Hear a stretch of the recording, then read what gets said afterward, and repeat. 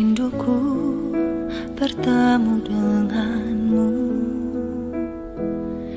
dengan hati yang murni, tangan yang bersih.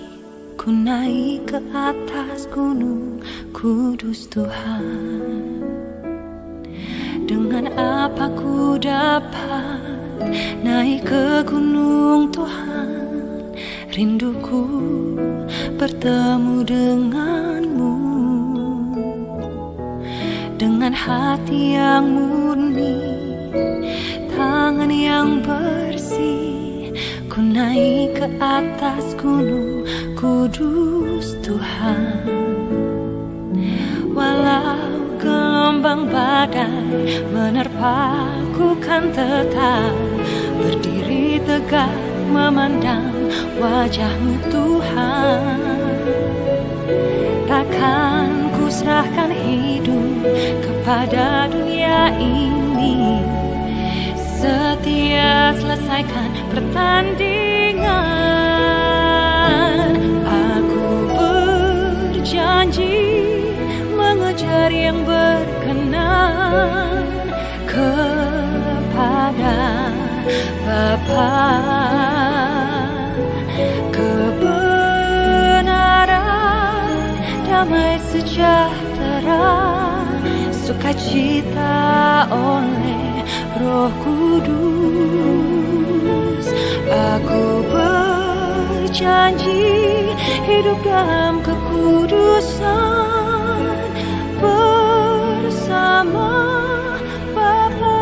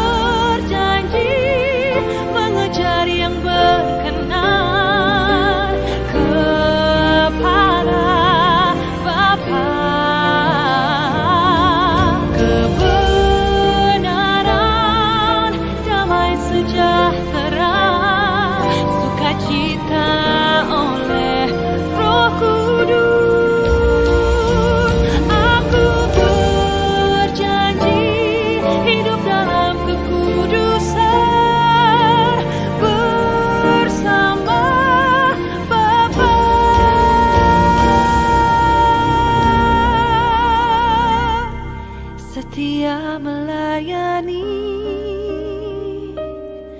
perasaan Bapa.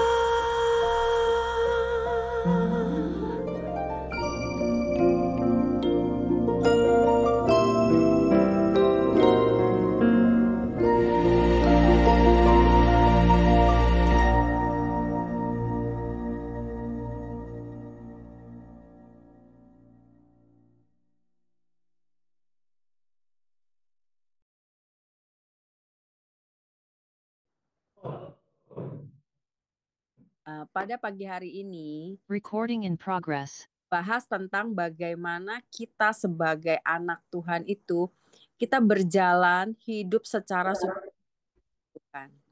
Suara saya jelas kan ya? Jelas. Gambar Ibu, dah ada gambarnya Bu. Kenapa? Sebentar, Iya. gambar Ibu udah terlihat.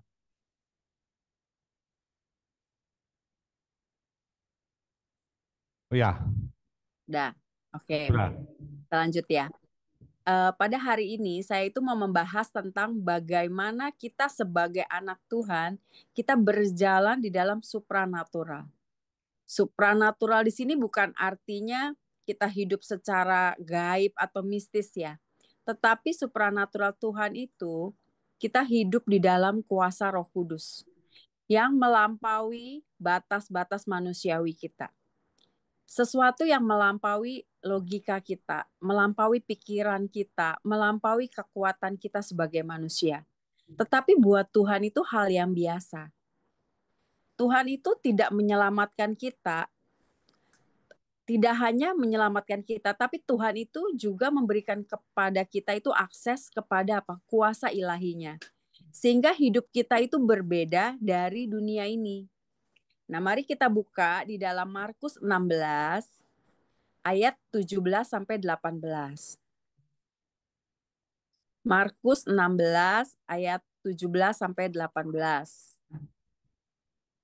Ada yang bisa bantu bacakan?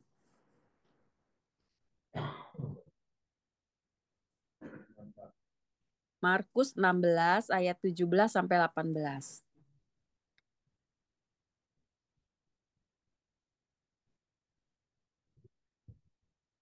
Saya bacakan Markus 16 ayat 17 sampai berapa tadi Bu? 18. 18. Demikian firman Tuhan. Dengan perikop Yesus beberapa kali menampakkan diri dan mengutus murid-muridnya. Yesus terangkat ke sorga. 16. 17. Tanda-tanda ini akan menyertai orang-orang yang percaya. Mereka akan mengusir setan-setan dengan namaku. Mereka akan berbicara dalam bahasa yang baru bagi mereka. 18. Mereka akan memegang ular, dan sekalipun mereka minum racun maut, mereka tidak akan mendapat celaka. Mereka akan meletakkan tangannya atas orang sakit, dan orang itu akan sembuh. Amin. Terima kasih, Pak. Jadi, kita itu dipanggil Tuhan bukan sekedar untuk kita bertahan di dalam, tetapi tujuan kita itu menghadirkan kerajaan Allah di bumi ini melalui apa? Melalui kuasanya Tuhan. Tetapi kalau kita mau menghadirkan kerajaan Allah di bumi ini, kita harus berjalan di dalam supranaturalnya Tuhan. Hidup supranatural itu harusnya menjadi bagian dari kehidupan kita sebagai orang percaya. Hidup supranatural seperti apa? Hidup seperti Yesus, hidup seperti Kristus, yaitu hidup di atas batas-batas manusiawi kita. Yang seperti tadi Markus katakan, ketika kita meletakkan tangan ke atas orang sakit, mereka sembuh. Kita bisa mengalami mujizat di tengah keterbatasan kita, itu supranatural. Ya kan? Ketika kita memilih untuk mengampuni orang yang menyakiti kita, dan dunia itu memilih untuk sakit hati, untuk membalas, kita memilih untuk mengampuni, itu supranatural loh. Itu nggak kepikir buat kita kan? Secara logika kita nggak bisa mengampuni orang yang sudah menyakiti kita, sangat menyakiti. Biasanya kita akan membalas, orang dunia itu akan membalas. Tetapi waktu kita hidup dalam supranaturalnya Tuhan, kita itu dimampukan, kita bisa untuk mengampuni orang tersebut. Contoh itu di dalam Alkitab itu Nabi Elia, ketika dia menurunkan api dari langit. Jadi ceritanya ini kan bangsa Israel itu sudah menyembah berhala kepada Baal ya. Nah, Elia ini diutus Tuhan untuk membuktikan siapa Allah yang sejati. Jadi mereka membuat 2 mezbah, yang satu untuk Baal, yang satu untuk Tuhan. Mereka mau mempersembahkan korban. Jadi korban itu ditaruh di atas kayu, tetapi nggak boleh nyalain api. Kemudian mereka itu memanggil Nabi Baal, tetapi tidak ada jawaban. Dan ketika Elia itu memanggil nama Tuhan, kemudian turunlah api Tuhan yang menyambar korban bakaran itu. Kan secara logika kita, secara akal kita, mana bisa sih turun api dari langit? Tapi itu terjadi. Nah, contoh lagi, ketika Yesus itu membangkitkan orang mati. Secara akal kita, nggak mungkin orang sudah mati itu bisa bangkit. Tetapi Yesus itu membangkitkan orang mati, bukan hanya sekali, beberapa kali, seperti Lazarus. Dia juga membangkitkan anak Yairus. Itulah supranatural Tuhan. Buat kita itu sesuatu yang wow gitu ya. Sesuatu yang melampaui kekuatan kita. Tapi buat Tuhan itu semua biasa. Kemudian sekarang Kita buka di dalam Yohanes 14 ayat 12.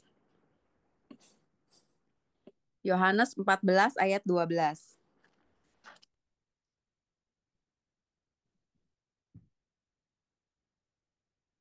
Dikatakan seperti ini. Yohanes 14 ayat 12 ya. Aku berkata kepadamu, sesungguhnya barang siapa percaya kepadaku, ia akan melakukan juga pekerjaan-pekerjaan yang aku lakukan. Bahkan pekerjaan-pekerjaan yang lebih besar daripada itu. Sebab aku pergi kepada Bapa. Nah, jadi waktu kita percaya kepada Tuhan, kita juga bisa melakukan pekerjaan-pekerjaan yang Yesus lakukan. Bahkan bisa lebih besar daripada itu. Jadi kalau Yesus itu menyembuhkan orang sakit, harusnya kita juga bisa kan? Waktu Yesus membangkitkan orang mati, kita harusnya juga bisa membangkitkan orang mati. Tetapi tidak semua anak Tuhan bisa melakukan hal ini. Buat kita ini suatu yang luar biasa, suatu supranatural, tapi buat Tuhan itu naturalnya Tuhan seperti itu. Harusnya nih ya, kita sebagai anak Tuhan, waktu kita mendoakan orang sakit, dia sembuh, kita mengusir setan, setannya pergi, itu buat dia harusnya buat kita. Karena apa yang Tuhan kerjakan, kita juga bisa mengerjakannya. Nah, banyak dari kita sebagai anak Tuhan itu, kita percaya sama Tuhan. Tapi kita itu tidak mengalami kuasa supranaturalnya Tuhan. Padahal Tuhan itu memberikan kita hidup yang berkemenangan. Dengan cara apa kita berkemenangan? Dengan cara kita berjalan di dalam supranaturalnya Tuhan.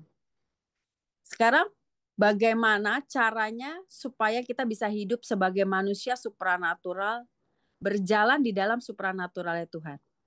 Sekarang kita buka di dalam Kisah Para Rasul 1 ayat 8. Kisah Para Rasul 1 ayat 8.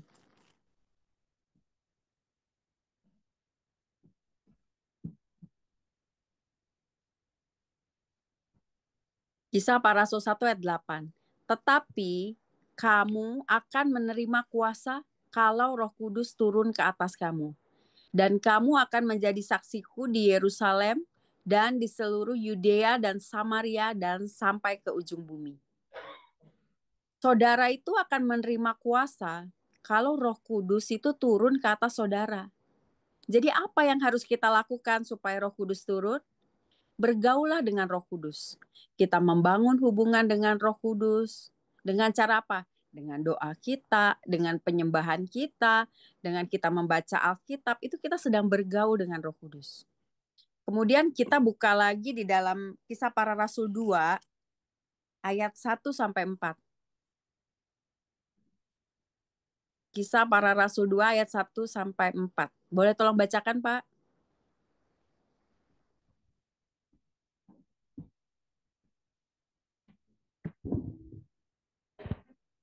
Kisah Para Rasul 2 ayat 1 sampai 4. Baik, Kisah Para Rasul 2 dengan perikop Pentakosta. Ketika tiba hari Pentakosta, mereka semua berkumpul di satu tempat. Tiba-tiba terdengarlah bunyi dari langit, seperti tiupan angin keras yang memenuhi seluruh rumah, tempat mereka duduk.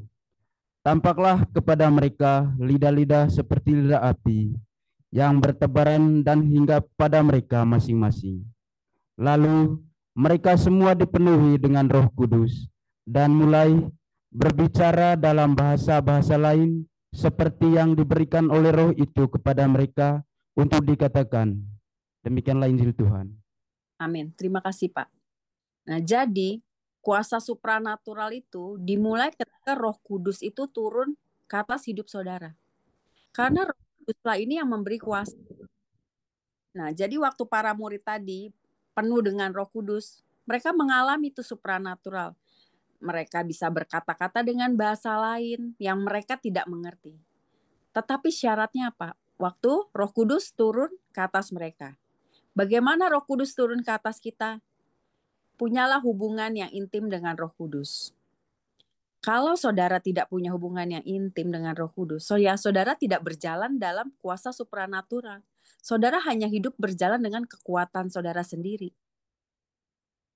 Jadi waktu saudara punya hubungan intim dengan Roh Kudus, caranya saudara meluangkan waktu untuk bersekutu ya.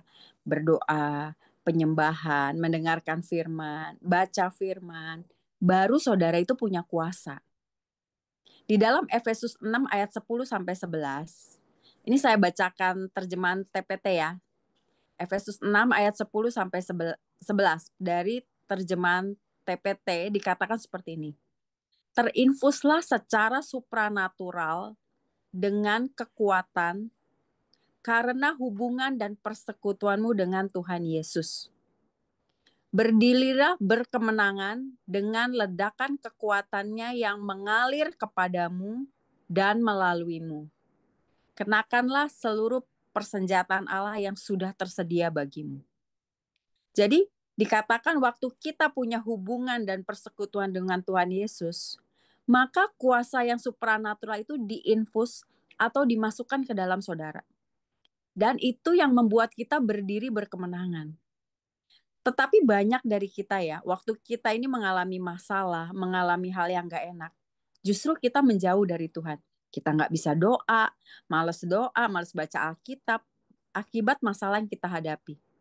Tapi waktu kita menjauh dari Tuhan, kita gak punya hubungan nih sama Tuhan, gimana kita bisa punya kuasa supranatural itu untuk membuat kita berkemenangan? Karena Tuhan itu sumber kuasa. Kalau kita nggak punya hubungan sama Tuhan, kita nggak punya kuasanya yang supranatural. Contoh ya, saudara lagi mengalami sakit berat. Apa sih sakit berat? Contohnya kanker lah atau apapun lah. Sakit apapun yang berat. Kita itu kebanyakan dari kita bukan mendekat kepada Tuhan. Kita bukan cari Tuhan sumber dari kuasa itu. Tapi fokus kita malah kita menyalahkan Tuhan, kita sibuk mengasihani diri, kita komplain sama Tuhan, Tuhan, kenapa aku bisa sakit ini? Makanya saudara nggak bisa menang-menang. Karena fokusnya saudara itu sama masalah yang saudara hadapi, bukan kepada Tuhan, sumber kuasa itu, sumber supranatural itu.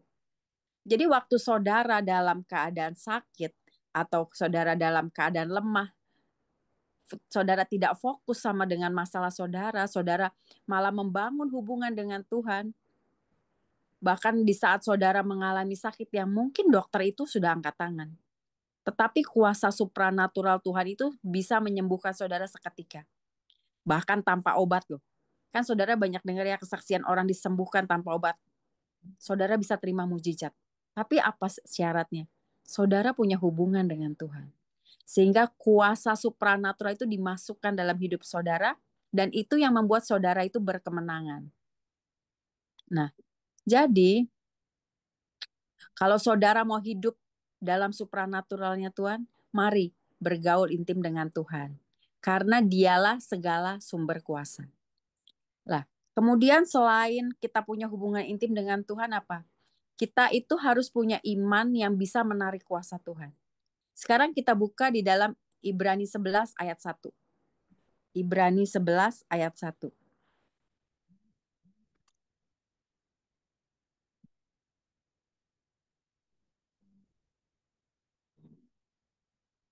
Ibrani 11 ayat 1 ini dikatakan, iman itu adalah dasar dari segala sesuatu yang kita harapkan dan bukti dari segala sesuatu yang tidak kita lihat. Nah, banyak anak Tuhan ini mau hidup supranatural. Hidup penuh mujizat, semua mau kan hidup penuh mujizat, penuh terobosan. Tetapi kenapa banyak yang tidak mengalami? Jawabannya cuma satu, karena tidak ada iman. Padahal iman itu merupakan kunci utama yang membuka pintu supranaturalnya Tuhan. Di dalam, sekarang kita buka di dalam Matius 8 ayat 5 sampai 13. Matius 8 ayat 5 sampai 13. Tolong dibacakan ya. Matius 8 ayat 5 sampai 13.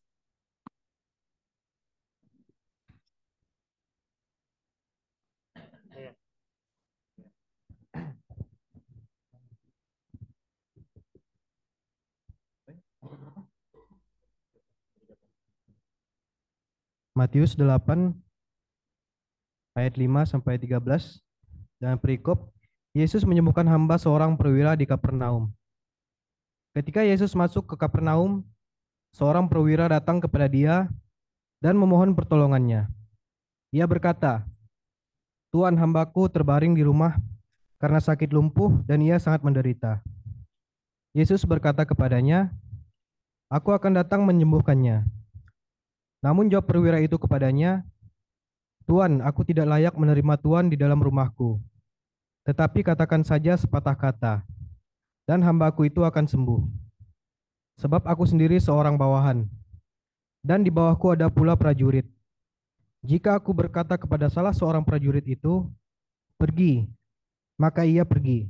Dan kepada seorang lagi, 'Datang,' maka ia datang. Ataupun kepada hambaku, 'Kerjakanlah ini,' maka ia mengerjakannya." Mendengar hal itu, Yesus heran dan berkata kepada mereka yang mengikutinya, "Sesungguhnya aku berkata kepadamu, iman sebesar ini tidak pernah aku jumpai pada seorang pun di antara orang Israel. Aku berkata kepadamu, banyak orang akan datang dari timur dan barat dan duduk makan bersama Abraham, Ishak, dan Yakub di dalam kerajaan surga. Sedangkan anak-anak kerajaan itu akan dicampakkan ke dalam kegelapan. Di luar di sana terdapat ratapan dan kertakan gigi." Lalu Yesus berkata kepada perwira itu, "Pulanglah dan jadilah kepadamu seperti yang engkau percaya." Pada saat itu juga sembuhlah hambanya. Demikianlah firman Tuhan. Amin. Terima kasih, Pak. Jadi ceritanya itu ada seorang perwira Romawi. Mbaknya ini sedang sakit parah. Dia datang kepada Yesus memohon kesembuhan untuk hambanya ini. Dia nggak minta Yesus datang ke rumahnya loh. Tapi dia cuma berkata, "Tuhan, katakan saja sepatah kata, maka hambaku ini akan sembuh." Berarti kan perwira ini punya iman kan? Cukup Yesus katakan sepatah kata saja, hambanya akan sembuh.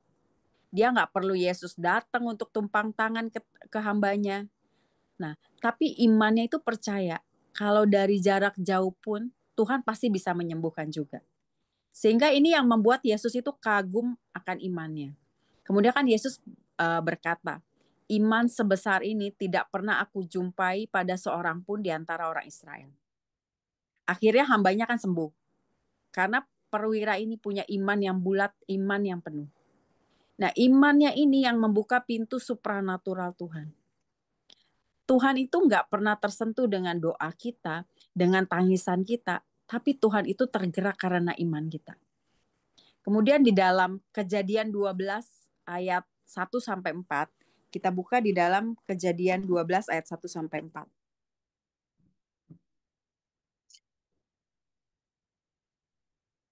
Kejadian 12 ayat 1-4. Coba tolong Pak dibacakan lagi Pak. Abraham 12, 1-4 ya. Baik, Kejadian 12 ayat 1-4 dengan perikop Abraham dipanggil Allah. Berfirmanlah Tuhan kepada Abraham, "Pergilah dari negerimu dan dari sanak saudaramu dan dari rumah bapamu ini ke negeri yang akan kutunjukkan kepadamu. Aku akan membuat engkau menjadi bangsa yang besar dan memberkati engkau serta membuat namamu masyhur dan engkau akan menjadi berkat. Aku akan memberkati orang-orang yang memberkati engkau dan mengutuk orang yang mengutuk engkau, dan olehmu semua kaum yang di muka bumi akan mendapat berkat." Lalu pergilah Abram seperti yang difirmankan Tuhan kepadanya, dan Lot pun ikut bersama-sama dengan dia. Abram berumur 75 tahun ketika ia berangkat dari Haran. Amin. Demikian firman Tuhan. Terima kasih. Jadi Tuhan itu menyuruh Abraham untuk pergi dari negerinya, dari sanak saudaranya, dari rumah bapaknya, ke negeri yang Tuhan aja belum tunjukkan, baru nanti akan kutunjukkan kepadamu. Jadi waktu Tuhan itu menyuruh Abraham pergi, Abraham udah tahu belum kemana? Belum. Tapi dibilang kan akan ditunjukkan sama Tuhan. Tapi Abraham nggak nanya loh, kemana Tuhan? Kok belum dikasih letaknya di mana atau arahnya kemana? Tapi karena imannya ini, Abraham pergi seperti yang Tuhan perintahkan. Dan di dalam Ibrani itu dikatakan ya, Ibrani 11 ayat 8 dikatakan, karena iman Abraham taat ketika ia dipanggil untuk berangkat ke negeri yang akan diterimanya menjadi milik pusakanya. Lalu ia berangkat dengan tidak mengetahui tempat yang ia tuju. Jadi Abraham itu pergi, dia nggak tahu. Iman seperti Abraham ini bukan iman yang percaya karena udah tahu semua detail, semua jelas. Tapi dia itu percaya pada karakter Tuhan, pada pribadi Tuhan yang memimpinnya. Kalau Tuhan sudah berjanji, pasti Tuhan menggenapi. Makanya Abraham itu pergi, meskipun dia belum tahu, belum jelas pergi kemananya. Jadi dia pergi dulu, baru mengerti kemudian. Nah, karena imannya ini, Tuhan itu membuat Abraham menjadi sangat besar. Nah, tetapi kan banyak dari kita, kalau kita disuruh Tuhan, kita maunya kita tahu dulu yang detail. Tapi beda dengan Abraham. Iman Abraham ini iman yang membuka pintu supranaturalnya Tuhan.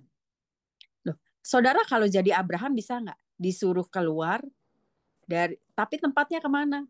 Kita belum jelas, tempatnya kita juga nggak tahu. Abraham itu tinggalnya di Ur Kasdim loh. Itu kota yang maju. Terus tiba-tiba disuruh tinggalin kota yang maju ke tempat yang belum jelas, masa depannya belum jelas. Tetapi karena imannya sama Tuhan, Abraham itu meninggalkan kenyamanannya, meninggalkan masa depannya. Karena dia percaya pada Tuhan.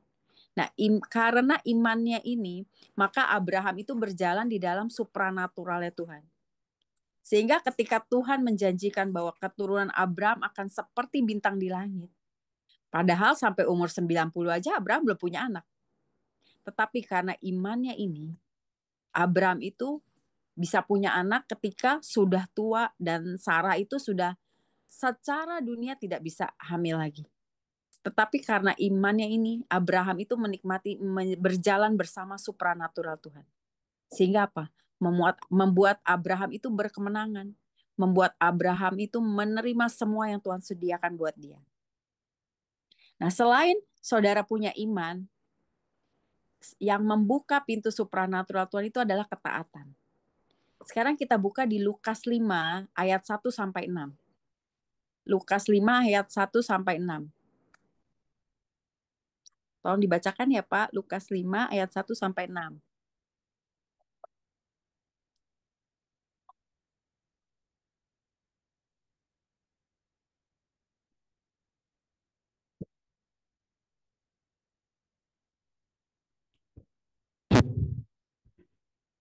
Lukas 5 ayat 1 sampai dengan 6. Dengan perikop penjala ikan menjadi penjala manusia.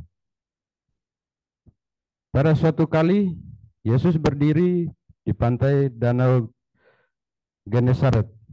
Sementara orang banyak mengerumuni dia hendak mendengarkan firman Allah.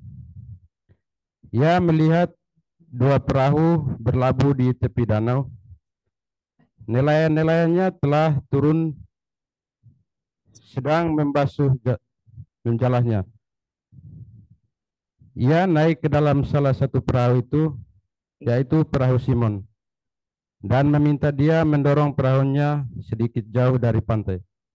Lalu ia duduk dan mengajar orang banyak dari atas perahu. Setelah selesai berbicara, ia berkata kepada Simon, "Bertolaklah ke tempat yang dalam dan tebarkanlah jalamu untuk menangkap ikan." Simon menjawab, "Guru, sepanjang malam kami telah bekerja keras, tetapi tidak menangkap apa-apa. Namun, karena perkataanmu itu, aku akan menebarkan jala." Setelah mereka melakukannya, mereka menangkap sejumlah besar ikan, sehingga jala mereka mulai koyak. Demikianlah firman Tuhan. Terima kasih Pak. Nah, dalam ayat 4 katakan dalam versi yang lain ya, versi FIYH itu dikatakan seperti ini.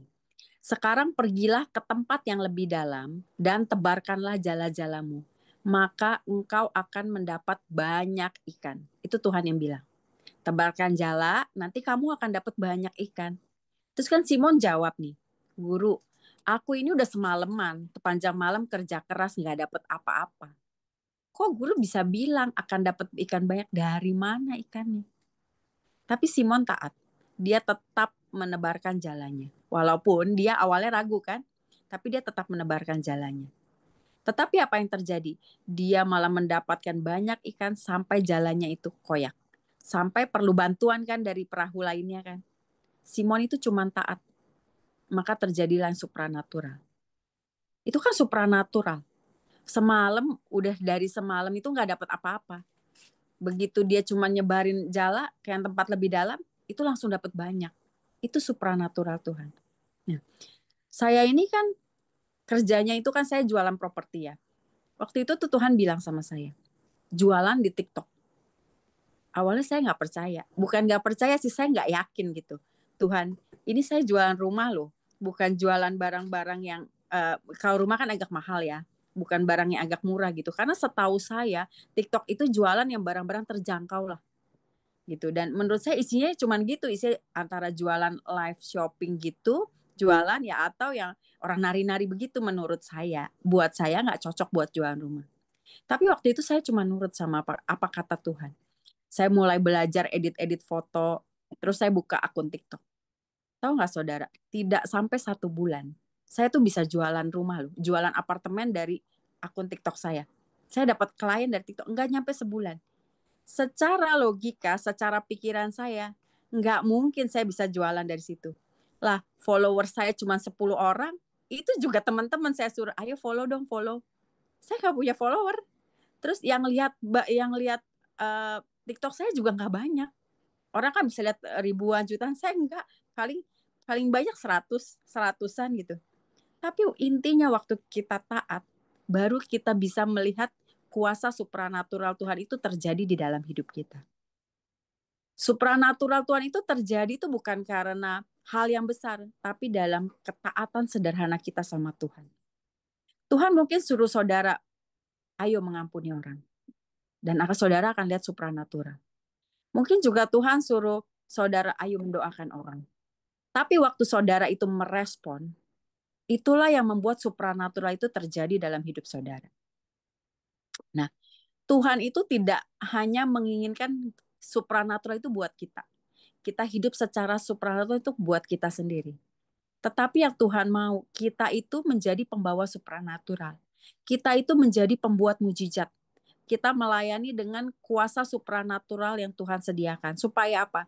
Supaya nama Tuhan dipermuliakan. Jadi supranatural itu akan terjadi waktu saudara itu bergerak melayani. Nah, kan dikatakan ya, Tuhan itu di dalam Matius bilang gini, sembuhkan orang sakit, bangkitkan orang mati, tahirkan orang kusta, usirlah setan-setan. Kamu itu sudah memperolehnya dengan cuma-cuma. Karena itu berikanlah pula dengan cuma-cuma. Jadi waktu saudara mau melayani, Tuhan itu memberikan dengan cuma-cuma.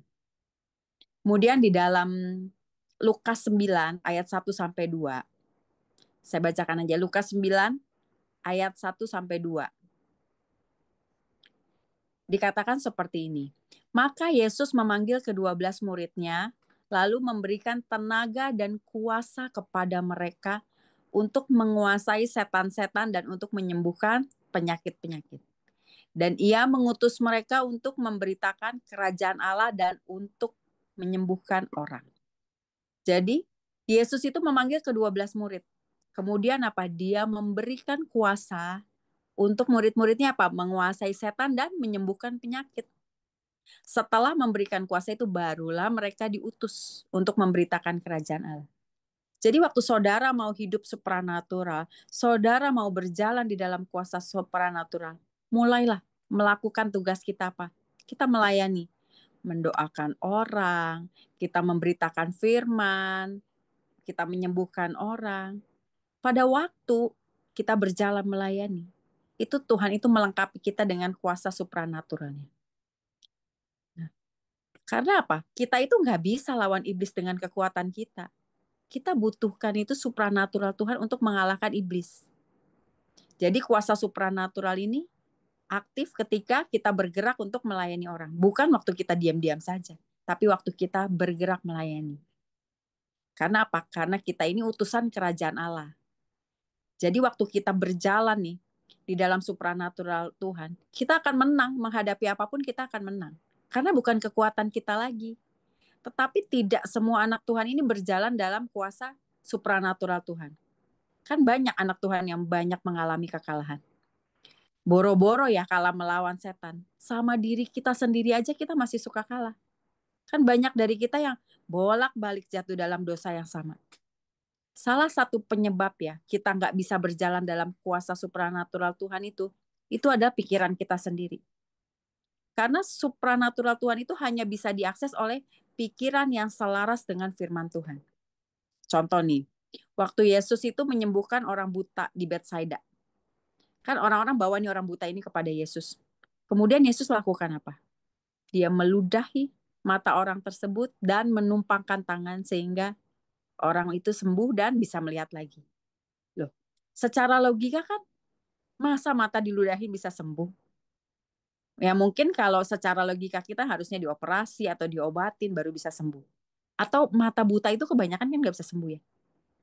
Tapi dengan supranaturalnya, Tuhan itu cuman meludah dan menumpangkan tangan itu sembuh. Ini contoh supranatural Tuhan.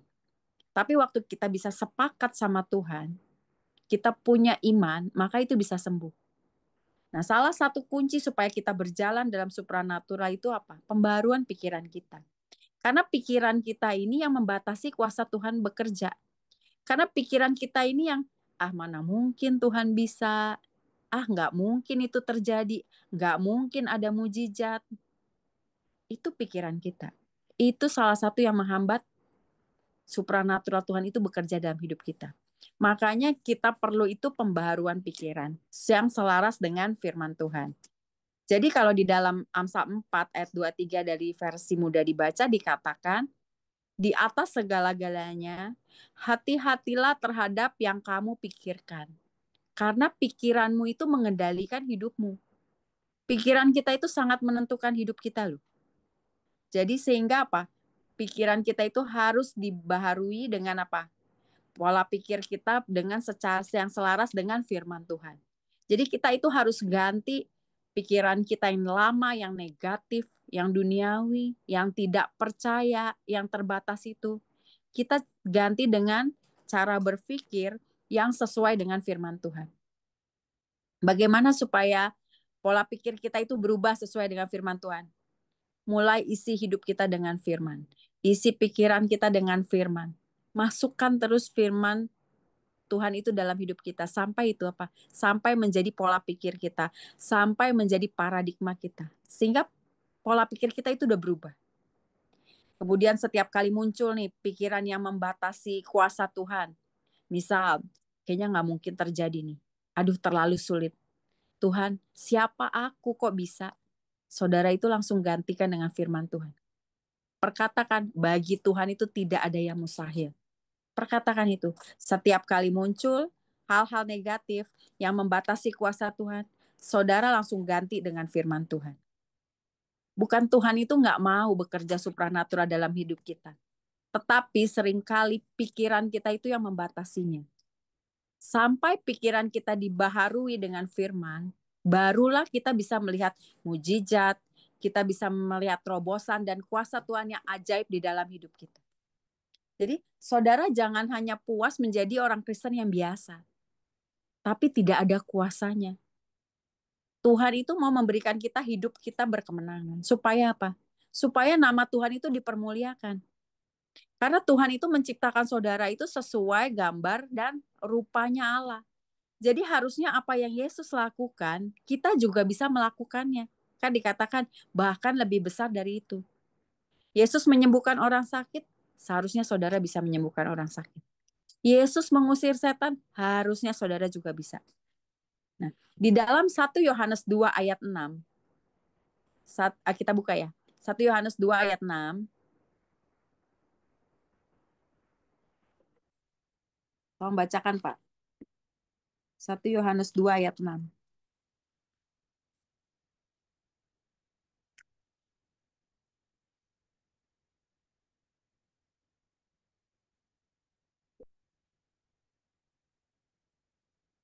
1 Yohanes 2 ayat 6.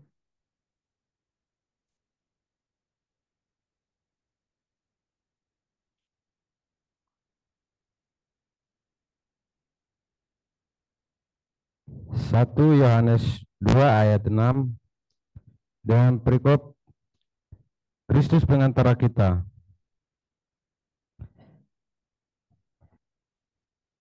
Barang siapa yang mengatakan bahwa ia tinggal di dalam Dia, ia wajib hidup sama seperti Kristus telah hidup.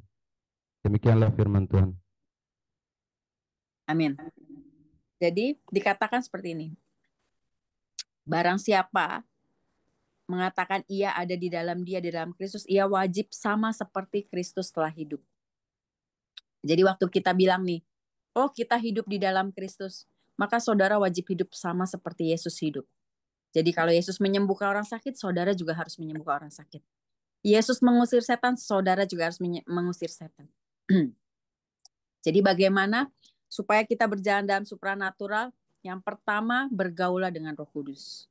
Pada waktu kita bergaul dengan Roh Kudus, maka kita akan menerima kuasa waktu Roh Kudus turun ke atas kita. Dengan cara apa? Doa, penyembahan, dan baca firman. Kemudian apa? Saudara punya iman. Karena iman itu adalah kunci utama yang membuka supranatural Tuhan. Kemudian saudara belajar taat dengan apa yang Tuhan katakan. Karena ketaatan sederhana itu membuka pintu supranatural. Kemudian saudara mulailah melayani. Mendoakan orang, membagikan firman. Pada waktu saudara bergerak melayani, Tuhan itu memperlengkapi saudara dengan kuasanya yang supranatural. Yang terakhir, saudara itu harus memperbaharui pikiran saudara. Ubah pikiran saudara yang selaras dengan firman Tuhan. Karena pikiran ini yang bisa membatasi kuasa supranatural Tuhan bekerja dalam hidup kita. Di dalam Matius 16, ini saya bacakan aja ya. Matius 16 ayat 19 dari versinya The Message, terjemah The Message ya. Dikatakan seperti ini. Kamu akan memiliki akses yang lengkap dan bebas ke kerajaan Allah. Kunci untuk membuka semua pintu. Tidak ada lagi penghalang antara surga dan bumi dan surga.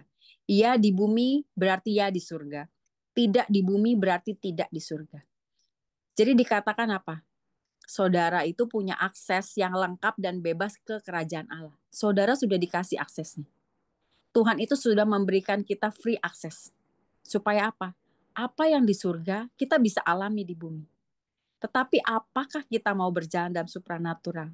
Yang Tuhan sudah sediakan, itu pilihan kita. Mari saudara, berjalanlah di dalam supranatural Tuhan. Dan kita hidup berkemenangan yang Tuhan sudah sediakan bagi kita. Amin. Tuhan Yesus memberkati. Mari kita berdoa ya.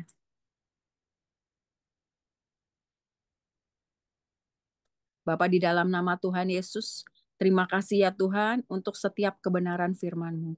Tuhan, kami percaya Tuhan, apapun firman-Mu yang sudah ditaburkan tidak akan pernah kembali sia-sia, tapi akan berbuah di dalam hidup setiap jemaat-jemaat-Mu.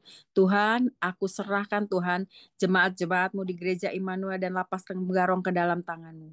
Biar Engkau ya Tuhan yang bekerja di dalam hidup mereka. Biar Roh Kudus, Engkau yang bekerja di dalam hidup mereka. Buat mereka mengalami perjumpaan dengan Tuhan.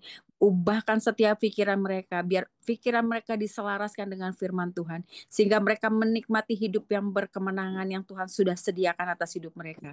Tuhan, terima kasih ya Tuhan. Beri hati yang lembut, yang mudah diajar Tuhan.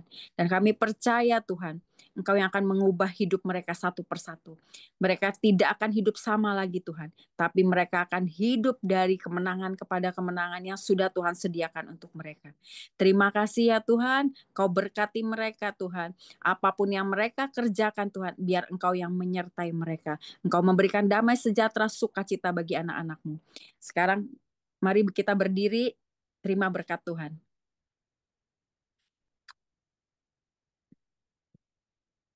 Tuhan memberkati engkau dan melindungi engkau. Tuhan menyinari engkau dengan wajah-Nya dan memberi engkau kasih karunia. Tuhan menghadapkan wajah-Nya kepadamu dan memberi engkau damai sejahtera. Amin, amin, amin. Tuhan Yesus memberkati. Ya, terakhir Bu. Terakhir kami mau yaitu satu lagi. Boleh. Ya, kalian.